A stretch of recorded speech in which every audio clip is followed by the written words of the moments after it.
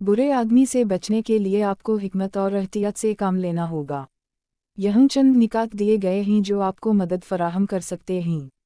1. अपनी हुदूद तय करें। अपनी ज़ाती और जज्बाती हुदूद वाज़ेह करें और उनकी हिफाजत करें। ऐसे लोगों के साथ करीबी ताल्लुकात कायम ना करें जो आपको नुकसान पहुंचा सकते हैं। 2. फितरत को पहचानें। लोगों के अल्फाज और अमाल को गौर से देखें। अगर किसी की नीयत या रवैया मशकूक लगे तो इस पर भरोसा ना करें। 3. फासले पर रहें। ऐसे अफराद से दूरी इख्तियार करें जो आपके जज्बात, वक्त या वसाइल का गलत इस्तेमाल करें। बिलावजह बहस या तनाज़ो से गुरेज करें। 4. ज़हनी मजबूती पैदा करें। अपनी खुद एतिमादी को मजबूत बनाएं ताकि आप पर असर अंदाज ना हो सकें। मनफी बातों पर ज़्यादा तवज्जो ना दें और अपने काम पर फोकस करें। 5. मदद तलब करें। अगर कोई आपको मुसलसल नुकसान पहुंचा रहा है तो करीबी दोस्तों, ख़ानदान या माहिरीन से मदद लें।